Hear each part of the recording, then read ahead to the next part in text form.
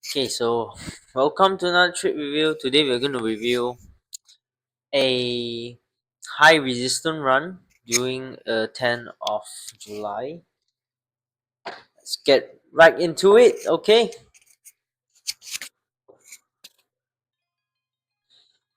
so right now I'm looking for a long, as you can see right here. Just waiting for the fair get to form. Order is placed. So right now, do we see our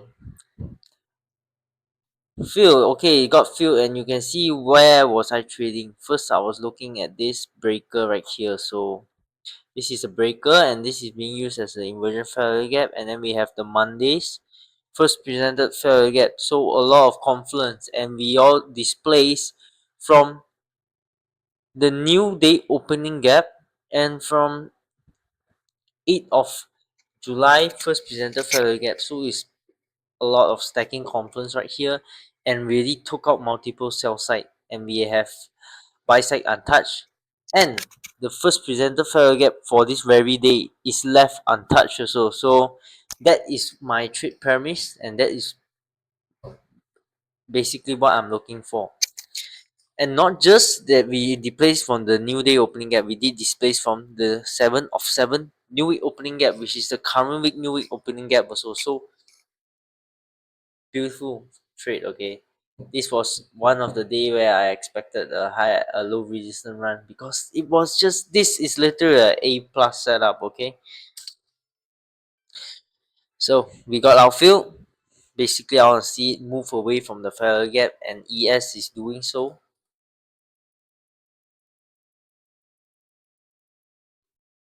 uh, and you can see that ES done the same thing, and Dow is doing the same thing also, and dollar is just meandering around, which is okay. So this is validated by intermarket analysis, and we have price, and we do have time also, which is 10-12. So it's a silver bullet time. Everything was nice, perfect. And right now I'm just thinking, where can I take my low hanging fruit objectives. And this is one of the day where you're gonna see I miss chance to take my low hanging fruit objectives. So basically, what we are looking at right here is very nice. Okay, we have a swing low right here, a signature of strength, and then we have displacement right here, very beautiful. And I want to see use the 3rd of July first presented failure gap to trade higher basically, but it did not do so. So there goes immediate rebalance. I want to see it spike up within the next 2 to 3 minutes. I want to see it spike up.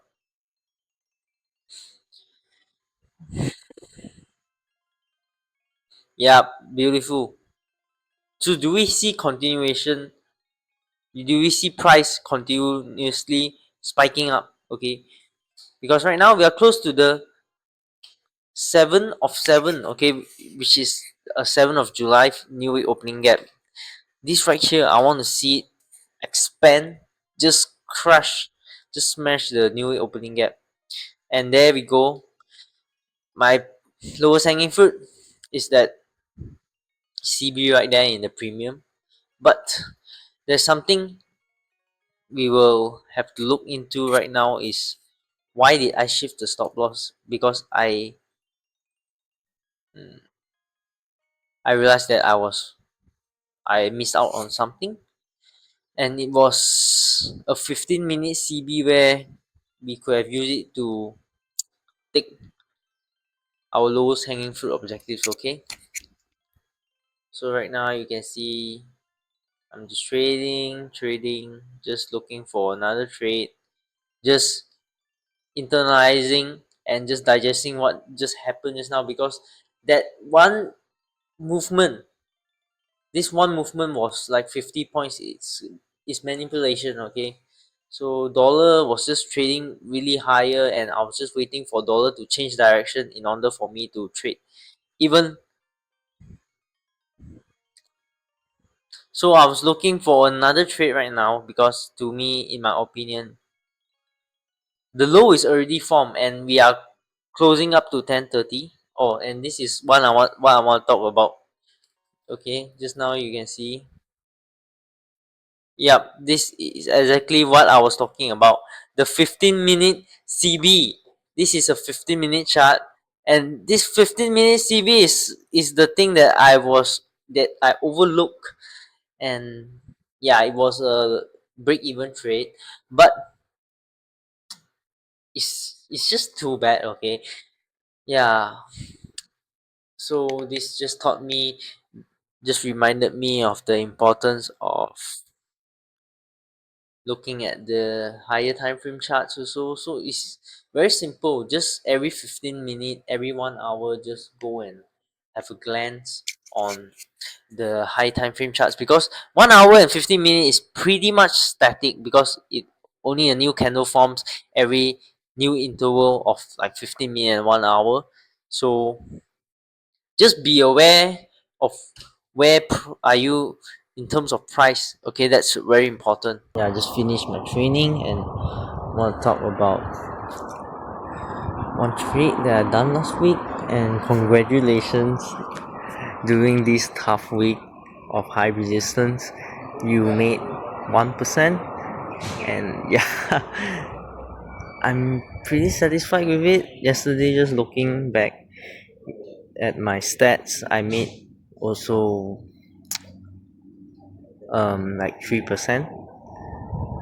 They are losing trades, but this model right now is controlling my losses, so my losses will be at max $40, but my wins will be definitely more than $40. So definitely this is a very profitable way to trade, and I took two trades today. So the first trade was I did not take profit because I was too fixated on the 5-minute charts, when the 15-minute charts, the 15-minute CB high already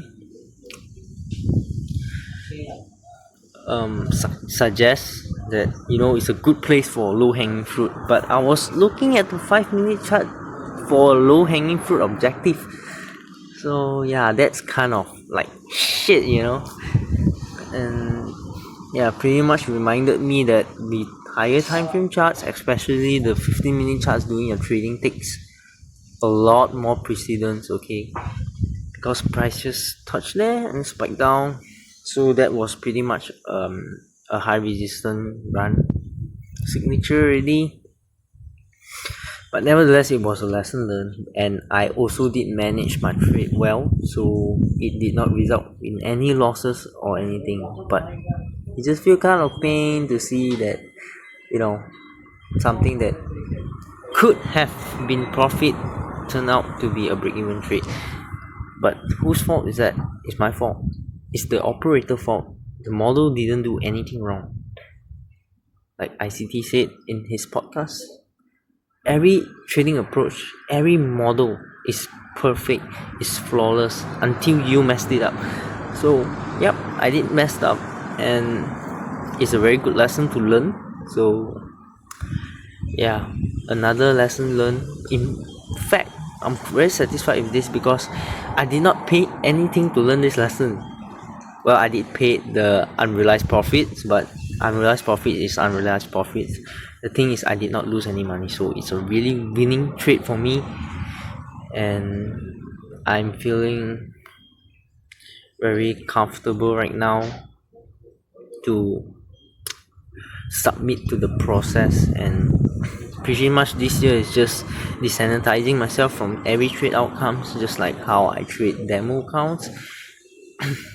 Because like I said, I did mention that my demo account, ever since I re-zero my trading, ever since I switched to the lowest leverage, I did so in the trade in my demo account also. So I practice, and it turns out all drawdowns were mitigated, and right now we are at like a $700+ net profit in demo account. Yes, it's not spendable, but it shows that the approach is right. something I'm doing it's right, it's better than before, and that is all that matters to me. The data is not there to give me conviction to believe I'm really profitable. The data is just there to show me that the efficacy of the model that I'm using right now is bonkers. So yeah, I just need to do the right things and I can expect the right results. So there goes the first trade. Did not turn out to be a losing trade. In fact, it's just a break-even trade, but to me it's a very big winning trade because I paid nothing to learn something, to remind me of something that is so valuable and so important. Okay,